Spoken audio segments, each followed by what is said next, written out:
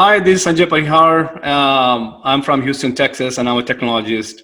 As we talked about that, we're gonna bring very notable faces from hospital industry and tour industry in our show. So here we are with Mr. Steve Borgia, CMD of Indigo Hotel. Welcome to our show, Mr. Steve.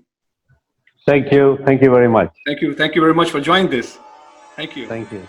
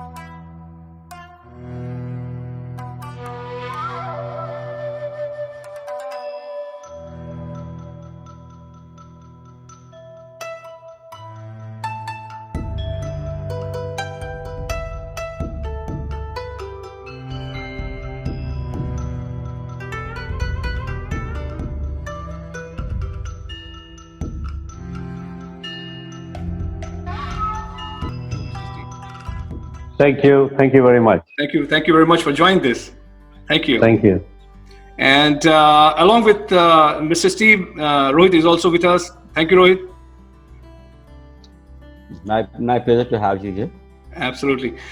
So now, since we are talking about a very different subject, and I think there is that is going to be very prominent down the line post COVID-19. Let me ask you some of the questions, Mr. Steve. Um, Being a different position in UNESCO, Eco Tourism Society of India, Indian Heritage Hotel, and CMD of Indigo Hotel, tell us about your journey. I mean, this is, reaching to this point definitely requires a lot of passion and persistence as such, right? I mean, and this is alternate tourism in a way. So tell us about your inspiration journey so far.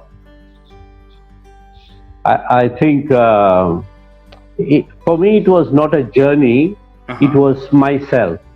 It was myself. It was me. Hmm. I believe as a kid, when I was going to school, and when the corporation people were trying to cut a very old banyan tree under which I used to take protection, Uh-huh. I went and hugged that tree. I was such a small boy. I went and hugged the tree, and I didn't allow them to cut the tree. This I did when I was in fourth standard, probably 7 years, 8 years old. As a child, I wanted everything to be beautiful, everything to be harmonious. So, environment and ecology was inbuilt. Luckily, I had a very Brahminical education where a lot of yoga, meditation all came in. Yeah. And I always, we were very patriotic. Hmm. So the love for the country and the people and the respect for people was always inbuilt. Hmm. So I always associated myself to do beautiful things. When people ask me when we were kids, hey, what would you like to do? Uh-huh. Engineer, doctor, I would say I want to be a Maharaja.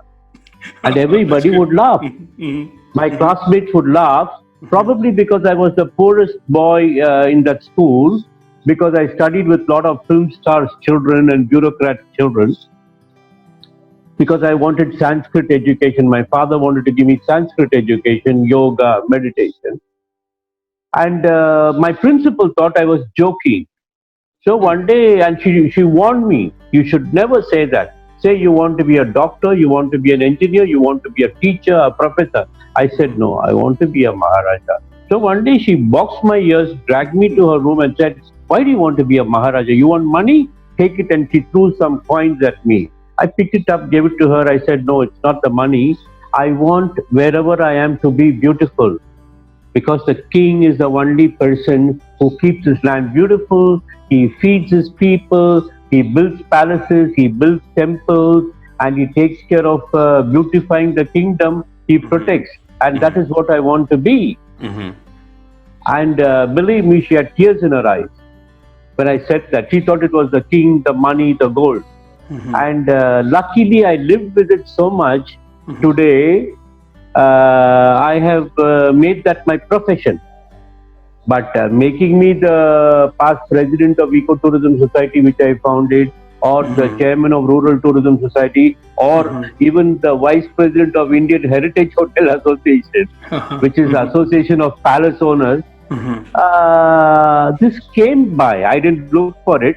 But after UNICEF, when I came back to India, I said, when there is so much of problem in my own country, what am I doing in Africa? What am I doing in Europe? I must go back and see what I can do for my people. Not that I'm a big alma mater. No. Everybody can do something about something. I believe in that. If you decide to do something, you can do it. So I said, I must go back to my country. I must do a business which profits my people.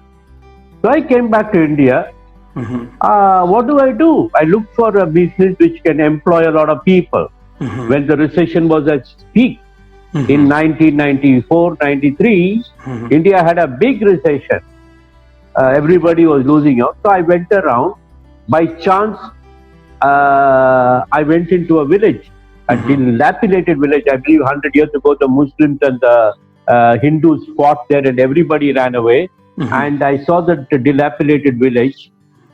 It struck me, why don't I restore this village and convert these three beautiful villages into a beautiful hotel in a remote village where there was no electricity, and find employment for all the people. Let me go to the remote village and create a hotel, a hospitality concept with the neighborhood, with what they know, with what they have, and with what they do. I don't have to import anything. I cook food with what the village people produce. My boys will wear what the village people produce. So nothing is exported or imported from there. It is self-contained. And that day in 1993, the per capita income was $4.03 US. Cost of one bottle of beer. Today, their per capita income per month, per family has crossed $400. Foreign guests come. Fortunately for me, the domestic tours came there later. The inbound people came. First the French came, then the Germans came, and now the domestic people come there. My job is very simple. A German wants to learn to climb a coconut tree. I call the village man who climbs a coconut tree, teach him how to climb a coconut tree, and you charge him $50 for it. He gives him $50, he teaches him how to climb a coconut tree. My job is only to take care of the safety. You want to wear a sari, she will teach you. You want to do fish curry rice, that lady will teach you, pay her. Beautiful experiences. So we thought of pioneering into rural tourism, but from there it went to experiential tourism. Now we have evolved to take it to emotional tourism, because India is the only country in the world that can sell emotional tourism. We can sell gods. Forget God's country. We can sell gods in this country. So I think we have nothing to fear. That is what we have to build. So this is how my journey came up to where I am. And I'm always quick to move. Even as I'm talking to you, I am moving away further from the village. I'm creating, just when the lockdown started, I'm 61 years old. Every 10 years, I create a new myself. Now I'm Steve 6.0. Steve 6.0 will create forest, will create sustainable villages, will create and will invite people to come and live there. You will see this exodus of people leaving the city. and going away remote rural areas, remote sustainable areas, especially the young people. I'm very confident about the young people. They will build the future India.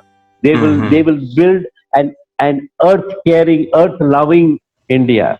They will build a sustainable India. They will build a non-corrupt India. I'm very positive about it. So Corona is no unwanted here. Corona has done, my dear friend, what the ecologists like me could not do for the last 50 years. What societies could not do. Look at the sparrow sitting on my window. Look at peacocks in my backyard. I believe Delhi air is much cleaner now. Absolutely. How many prime ministers try to clean it? Venice water, my friend writes to me, is this Venice? My waters are not green. It's blue. Yeah. These are big achievements. Right.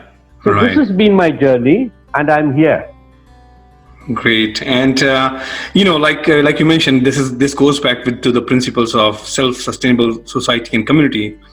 And there was been quite a bit of effort. I know few professors from Stanford University. There are certain principles on self-sustainable community. The whole ABCD, asset-based community development, is there. And so there's a principle, and that's great to hear that you're already doing there. And form of alternate tourism as such. So you mentioned very interesting. So Steve 1.0 to 5.0, I heard. Steve 6.0 now had some other plans and future plans. Of course, you perceived for a reason. Now, what is your future plan looks like from Steve 6.0 on? Tell us more about it. Steve 6.0 will develop beautiful forests in a natural space. So I've already, during the lockdown period, I've already narrowed down on a very beautiful place, which is a private land, and I'm going to create a beautiful natural space, ambiotic space, and I would call it the last resort for human wonderment. When I say last resort, it is not the last resort that Steve Borgia is going to build. It is the last resort. Boss, I've come to you. You are my last resort. Okay, that's right. Okay. Surrendering to nature. So that last resort, the name of the project is Last Resort, and there I'm going to create at least 100-acre village called Ecoville. Ecoville will be homing wonderful people who will teach us how to care for the earth, care for natural resources, grow vegetables, grow fruits, be friendly to the neighborhood, have an equalitarian way of life, be friendly with all the animals and birds that are there. So this is going to be the art of coexistence. And there I'm going to share that land with hundreds of families, create a new world. And this is very close to Madurai. It's on the tourism belt. I would reckon the domestic young people will all be coming there and living because the work from home culture is going to grow. Flourish, yeah. Companies will pay me more if I work from home because I'm saving his office space. Right. I believe as it is, a couple of companies have started that process. They pay an employee 30% more if they agree to work from home. And this will happen. People who look for beautiful places to work. How about sitting next to a river? How about sitting next to a waterfall? So people's quality of life will go, why would I struggle in the city with polluted air and no water to drink and scared with all the masks and all these things? Rural Tamil Nadu doesn't seem to have all those masks and frightening spirits. It's beautiful, still beautiful. So I think the whole concept will change. As tourism crowd, we should not be scared. We should not be worried about India. Imagine when there was nothing, no Google, no Wi-Fi, nothing. Everybody came. Alexander came, then the Mughals came, then Genghis Khan came, the Chinese came, the Mongols, everybody came. Then came the Dutch, the English, the French, everybody came, and everybody took as much as they wanted. We did not stop them. We still have so much to offer in this country. So much to offer. We have hardly touched the tip. hardly touch the tip. We can still unearth so much and give to the world. And that is where I think India will lead future tourism. And we will attain the numbers that we want to attain the number. We have magic. We have magic. You know, we have not even penetrated a little bit. Even as Indian citizens, we have not seen our neighborhood. Forget the foreigners. Forget the foreigners. There is so much to discover. So much to discover. You know, yeah, everything seems to be magic. Seems to be miracle. For instance, in my hotel in a village near Tanjore, we teach people how to drink a tender coconut without a plastic straw. Because we are sustainable. We take the palm leaf, cut it into a scale, hold it like this, press it, and we pour it through the scale. It goes into your mouth. We teach the tourists how to drink. After they have drunk it, they wash the tender coconut and the palm and carry it home, pour water into the tender coconut and teach their children how to drink the tender coconut. The water flowing through that, it's magic for them. But in the village, it is nothing. That is how my grandfather used to drink the tender coconut. True. Right? So when we have so much of magic, I think we should work on that, build on that, and take the world by surprise. I'm glad we are going to look at it very seriously now. Right, correct. They will be the winners. We speak in 2,000 languages. Right. Yeah. 2,000. Yeah. We write in 50 dialects. If I tell when I speak in universities overseas, and when I tell them Benares in India is older than history, even to understand that statement is so much difficult for them. When they think we are half-naked fakis and snake charmers. Yeah. We introduced airmail to the world. We taught the world how to count 1 to 10. Right. We introduced airmail. We flew the first aircraft, the airmail aircraft in India. So we have done so many firsts. Even today we are doing. So we have many things to do. So we have nothing to fear. There is still so much to give the world, and we will give. Wow, great to hear. I mean, like you said, there's, sometimes it's very interesting for people here in the United States that we have 23, 25 official language. I'm not talking about, like you said, 2,000 other dialects and other things. Even 23 official language is kind of mind-blowing, because here, I mean, like, there's only a couple, like, English, Chinese, and English, Spanish, and Chinese. Those are the main official languages here. But 23 languages, I mean, that's definitely mind-blowing. And considering bringing the past into the present is kind of, that's something very interesting for people. Rohit, isn't it? It's something very exciting, right? Yeah, it is quite exciting. I mean, I was hearing to him like it's inherited in him like since childhood, like he has been like quite close to the nature, which has brought to now. And like when we see about like you're already on a mission like to promote the rural and ecotourism. And what do you foresee as a future for rural and ecotourism in India? In general, I think in India, the past is the future. Very well said. Whether you understand that or not, you have to accept. The past is our future. Right. Okay? I can take you to one small village and spend the whole day with you. And you will be, even as an Indian, you will be excited. You will be surprised. Imagine the foreigner. Right. We have one program called Fish Curry Rice in Swami Malai. Fish curry rice. What is that program? To eat fish curry rice? No. You get up morning at sunrise, go to the river, bathe in the farm in a pump set. You go to your host's house. Your host is a family in a village. They are ready. You will take the bullock cart. You want to ride the bullock cart? Yes, you can ride the bullock cart. You'll go to the local market, the fish market, choose the fish, bargain, buy the fish, come back, clean the fish, make the fish curry, make the rice, have lunch with them, take siesta in the afternoon in the corridor, watch all things in the village, and come back at sunset. You come back to the resort. Period. And they are so happy to pay $100 for that program. Absolutely. So happy to do it. So when something as stupid as that can excite the world, Imagine if we create the right tenement, what can happen? So this is going to be our future business. So for me, going to the rural area is the past. Selling experiences in the village is the past. The future will be to sell the emotion of India. India is actually shy. The best part of her is still hidden. As a tourist provider, I've gone to the next level. I said I must make the town and the city in which I am a fascinating place for humanity. What we do, while we take care of the tourists, do this. The town is called Kumbakonam, where the first heritage hotel that we created, the village. It is the cleanest town in India.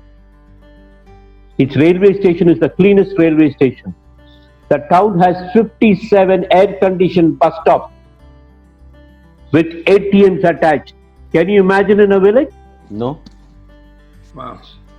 It 100% the solid waste is treated, and we generate electricity, and the electricity in that town is 13 paise less expensive than the rest of India. Just 2 years ago, we have completed building toilets in all the girls' schools.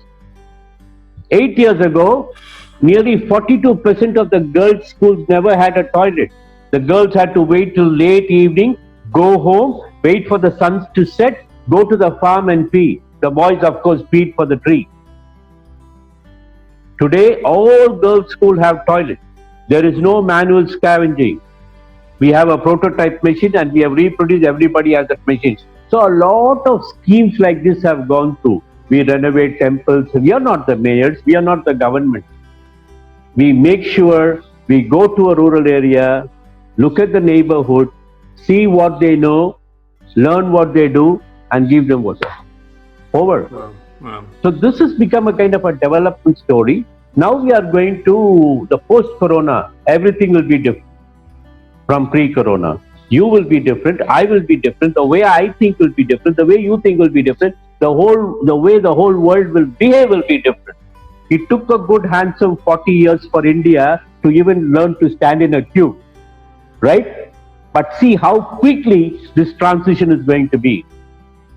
The Indian man has learned to mop his house, has learned to sweep his house. For him, it's a big miracle. Men all over the world do it every day. For them, this is a big thing to help the wife to do the dishes. So we have changed very fast, and I'm sure I do not regret. I think we messed up a little bit with the lockdown and all these things, and the way migrant labor was dealt with and all that. That's fine. But the moment the lockdown is lifted, India will emerge. India, unlike other countries, is not a country built by the government. It's a country built by the entrepreneurs of this country. Very creative, a lot of people. We built this country, we built this economy. The government can govern, but the business community built this community. Travel and tourism. So many of my colleagues were very disappointed that we could not get any subsidy or government money from government to do up. Yes, they needed, many hotels needed, they could not get. But I always told my friends and the government people, hey, we are not begging. We want to keep the salary going. It took the UK government 9 days to make sure they took over the salaries of the employees. America took over on the 21st day. India is still not taking over, but that is fine. We will not give up. We will rise with more force. We will create new products. The Indian always performs under pressure. We perform under pressure. See the kind of tourism products that are going to emerge. Fascinating products will come.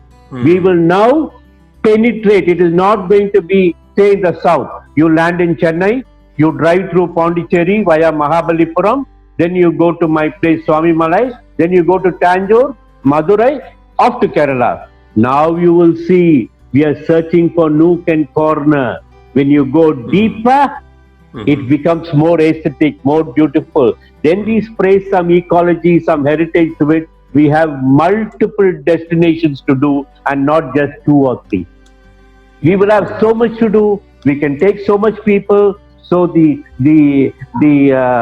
social distancing will all be very natural. We want crowd. We just want crowd there. We will go all over the place. and there will be more than enough to accommodate, and we will do it. And India will be a youth destination. India will become a pocket-friendly destination. Today, India is slightly expensive even for an American or for a European, but we will become very pocket-friendly. Five-star will not be Indian tourism. Okay. Indian tourism will be to sell emotion, to sell experience. And we will do that. We will do that so beautifully. And thanks to Corona, we are all thinking differently. Right. Very well said. That's lovely. All that we need is, we need beautiful stories. Mhm. We need to connect those stories with history, and we need these kids like the travel agents and the tour operators to sell this. Then India is a takeoff. Mm. Mm. Oh, Yeah, you rightly mentioned like the youth are the one who's going to drive this rural and ecology ecotourism in India. In fact, like you have such a huge plan, and uh, even if we see like the India, 70% India lives in a village, and we have a tremendous scope for the rural and ecotourism. But at the same time, we require to synergize this by the travel professionals, with the travel professionals, and for the travel professionals. So, what do you say about that? How is going to make a synergy with the travel professional to promote in a most systematic manner? This is nothing world over, but for Indian travel agents, tour operator community, this is slightly going to be a bit iffy, because I always felt the tour operator community have not looked at this angle. They sell what sells. Now they got to sell what should be sold. Now, typical tour that will come to you, we want to go to Chennai, they'll say Chennai, Mahabalipuram, Pondicherry, Swamimalai, Chidambaram, Madurai, Kerala. This is what they would do. They will not propose something new. Now the opportunity is for you to propose something new, because there's a heavy competition among you with new technologies available. Those days I remember, we need to take posters, we need to make brochures, go sit in WTM, go sit in ITV and show people the printed brochure, give them our visiting card, give them the 10 brochures, 20 brochures.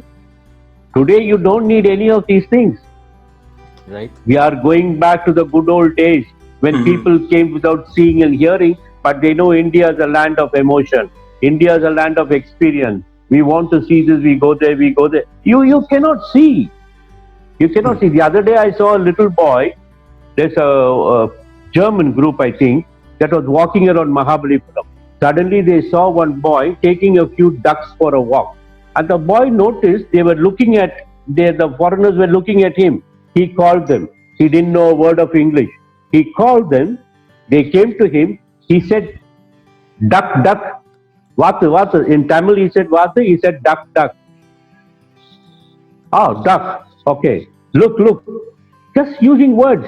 He was showing them how the duck paddles underwater and stays calm on top, and how it lays eggs, and how he collects eggs. The 30, 40 people gave him $10, $5, $20, $50. He collected so much of money. Today he is there all the time to exhibit this. He has no infrastructure. He showed his talent. And the way he tries to use his body language to communicate is fascinating. So everywhere this will happen, my friend. And past is the future as far as tourism is concerned. And we need to do it very beautifully. One thing I'm very positive, that the inbound infrastructure that we have created is phenomenal. Very high quality infrastructure, because my inbound tour operators don't compromise. The domestic is still very unorganized. So if the inbound people also come to promoting domestic, then the quality of the tours that we will give will go up, and it's going to be fascinating. We'll be a very professional tour operator country, and we will do our job right. And then we have nothing to fear. Surely nothing to fear. We will have new destinations. We will do it totally newly, and there'll be new clients for you. Our own workforce will be your client. Not only those who are on holiday, you will be locating work from home crowd into beautiful locations for 3 months, 2 months. I have a hotel in a hill station. It is just waiting for opening. An IT company is signing up with that hotel to put its work from home crowd there who are just 3 hours away. Instead of sitting in a Bangalore apartment and working, let them work in a hill station and work. Just 3 hours difference. So we have a new market now, a totally a new market. So we don't have to suffer. It's just this period of lockdown, and then we are on the top of the world. And man, let me ask you this question, Mr. Steve. How do you see government supporting so far, and what's your expectation from government down the line to make it successful? Honestly, government would never support. And the tour operator or the travel agent or the hotelier never got it. Government, in the name of some marketing and this and that, they have offices all over the world. But nowhere, I'm a hotelier, I'm a pioneer in rural tourism. I went and built a hotel in the remote hill area to take the life of tribes up in a remote village, where to take the life of the farmers up. Nowhere I've had help from the government. Neither did we seek. I don't see anything coming from the government now. If it has not come a month before, I don't think it now matters for us anymore. We have survived that. Every day a locked up hotel spends 1 lakh for security people inside, for maintenance, for housekeeping people, for people to take care of my cows, my pigs, everything. Where did that money come from? We have struggled and spent. Now if this lockdown goes, I am ready to charge and make it for myself. That's not critical. I think where the government should come in now is to see the change in the climate and pitch in there instead of taxing us. Typical example I must tell you. March, we closed the hotel. Electricity department did not have people to come to the hotel, a locked hotel, to take the meter reading and tell me this is your electricity bill. In a locked hotel, my electricity cost would come down 10 times. If I'm paying 3 lakhs electricity in January, in a locked condition, my electricity bill should be 20,000 rupees. But the electricity department decides, I have no man to come and take the reading, so you pay me the bill that you paid me in January, 3 lakhs. Wow. In April, when I don't have money to pay salaries, he expects me to pay that bill because he has nobody to come and take the reading. This is obnoxious, gentlemen. These are the kind of hindrances that need to be removed. When we had about 6,000 to 7,000 helicopters with the army and more than 23,000 trains waiting, locomotive drivers waiting, we allowed the migrant workers to walk. A shame on humanity. Every country had corona. There was nobody, nowhere the people were walking on the road. Women delivering children on the road, babies crying over the parent dead bodies. Atrocious. I would never pardon myself. I would never. I'm ashamed. But these are all things, these are the spokes that the government can remove. So today, if he's expecting me to pay 3 lakh electricity bill, when I'm finding it so difficult to pay salaries of my staff, so if we don't have this, we are up and beating. We are up and going. Yeah. For us, survival is not the issue. For the travel community, survival is not the issue. I will not buy that point. I'm also an office bearer. I hold 3-4 offices, national offices. Yes, I'm with my colleagues. But I want to tell everybody, this is not the end of story for us. We are a new version to come. We will spring back. Let the government not still sit quiet and not support us. It's fine. But we created this tool. Government did not tell us how to become a tour operator. Government did not teach me how to sell Taj Mahal. Neither did the government give me money to go and learn. No. all the tour operators until one generation back were people who did it passionately. They did not have a degree in Oxford or Cambridge to come and do tourism in India. They all did it passionately. Right. So we will continue, and we will do a wonderful job. Like you mentioned, there's a lot of business-driven efforts, which is going to keep it alive. And I'm just going to pick your one of the line. Your dream is your signature manifested. It's one of the beautiful line. I'm just hearing it. I'm just going through it. Could you please describe it? How do you come up with this thought? No, very early in life, I met a Guruji in Pittsburgh, and he taught me how important it is to dream and to convert the dream to a desire. And if you have a desire, you must manifest it. Dreams are meant to be manifested. So you must have it, and not having it is not an option. Then you're a fool. If you don't manifest your dream, you're a lazy, good for nothing guy. Okay? So this is one part of the story.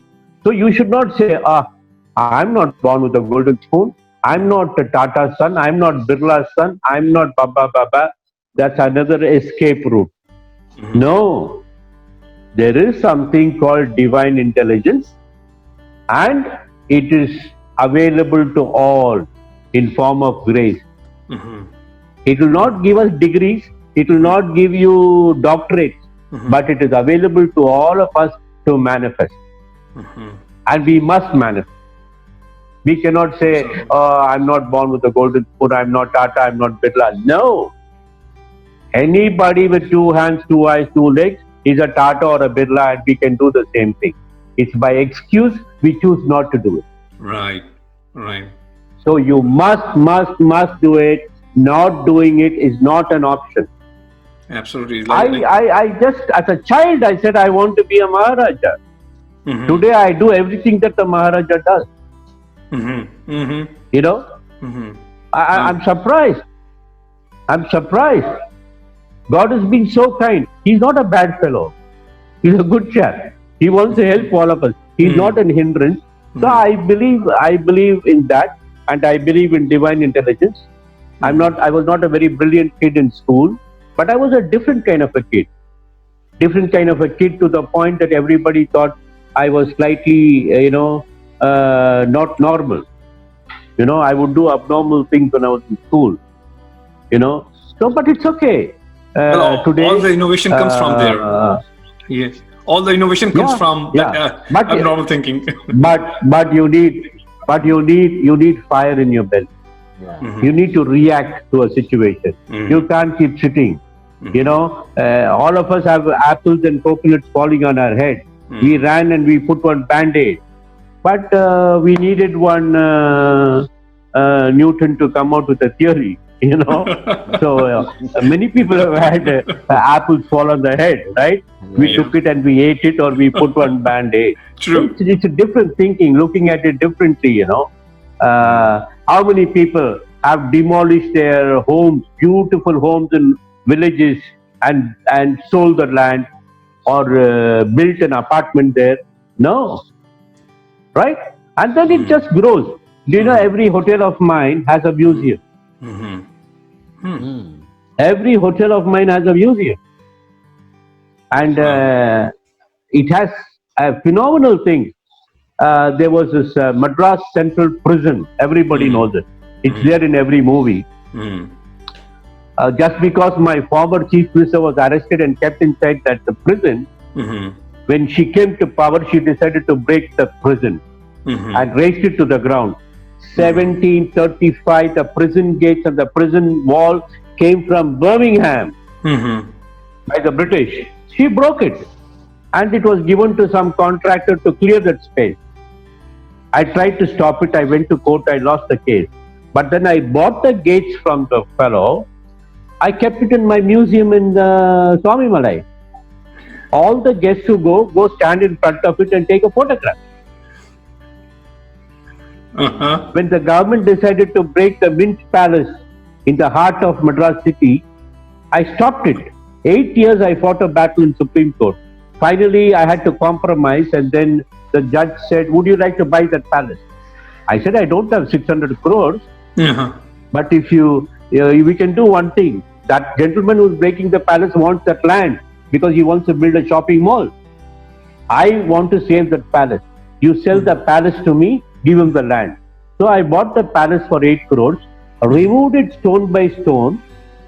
The palace was made in Shekhawati Mm-hmm. in Rajasthan.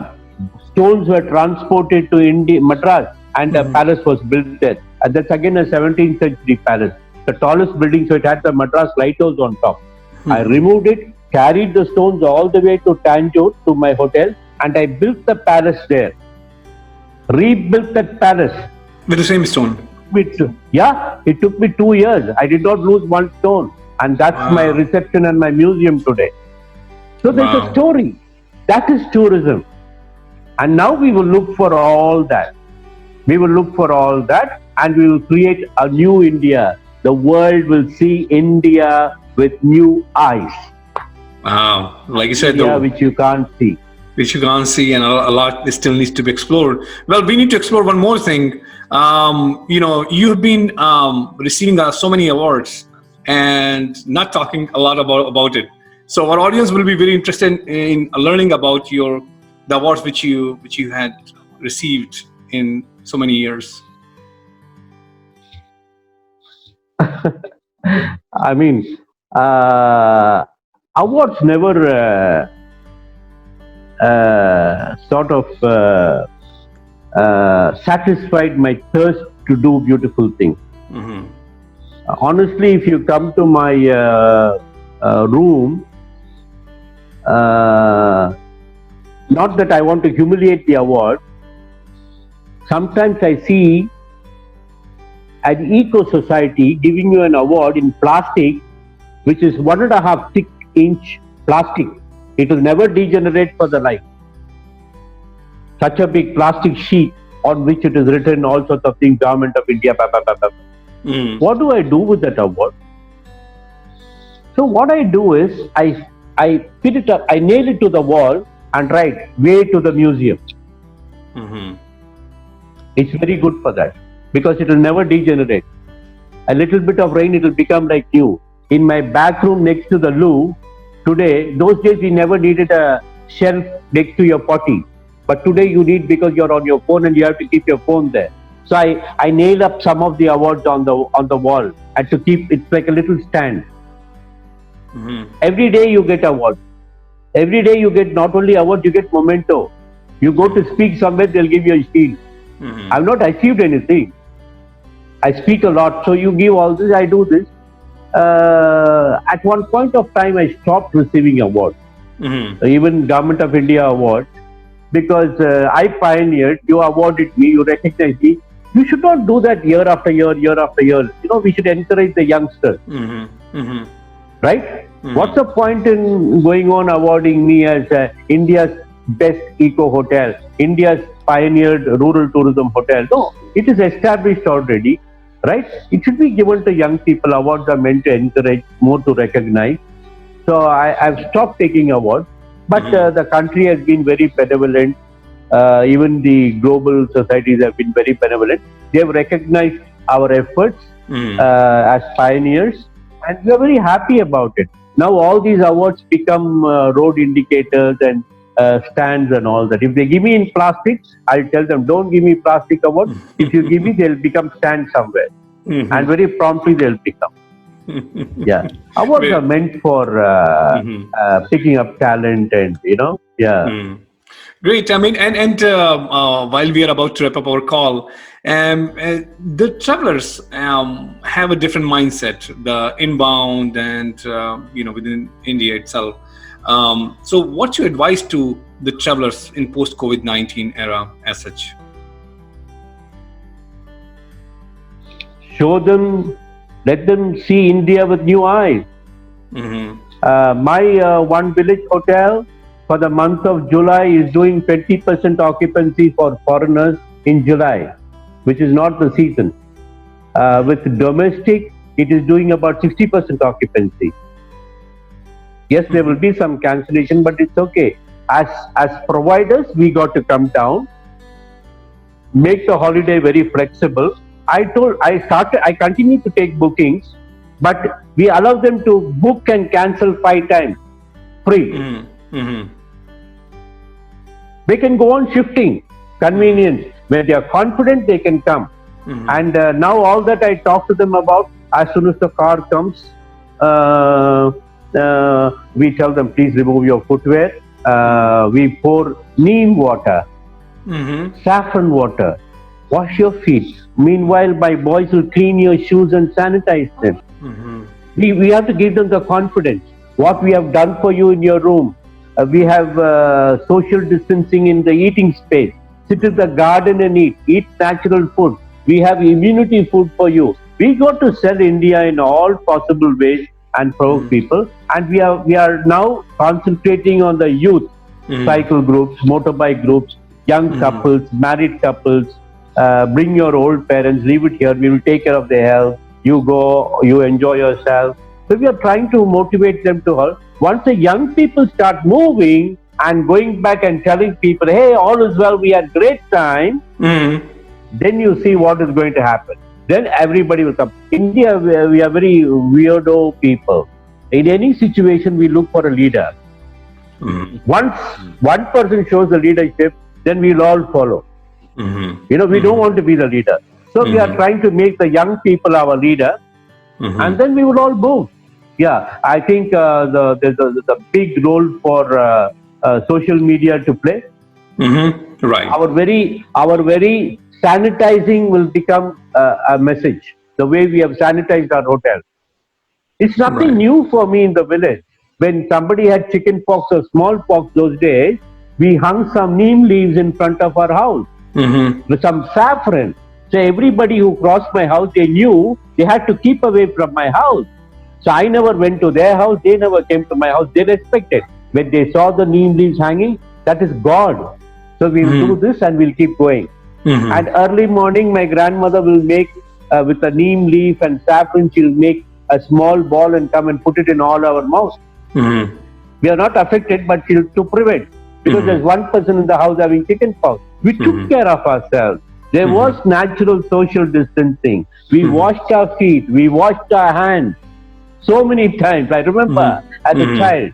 So it's a question of re-emphasizing, and I think we will do it because even when tsunami came, we saw tsunami happening in one small space. And we looked at it with the exhibitionistic attitude. Oh, it happened there, but we got scared. But Corona has hit us so badly, we don't know what to do. Until today, we don't know what to do. For tsunami, man just ran, but it was only those who were affected. But Corona hit the whole world, and I think we will discipline ourselves. We'll discipline ourselves, and we will play the game right, and we will respect nature, stand in queues, be patient, take care of ourselves, value the human body, use the human mind, and we will do well. And again, the whole world will come. They will come. And but we'll have to work hard. The owner can't sit at home, can't drive around a Mercedes car, can't be in the boardroom every evening, can't be in the bar in the evening. We will have to work ourselves. We'll have to work ourselves and make it move. Well said. I mean, while you mentioned that the whole industry will go through so much innovation, they will take a lot of innovation stuff, and it will reinvent itself in a way, in a better form. So with that thought, we'll definitely closing the conversation, and please stay on. We'll have some follow-up question with you. And so thank you very much, Mr. Steve, to join our show. Thank you. Thank you. Thank you. Please Thank stay you on. very much. Please stay on. Yeah. Thank you. Yeah.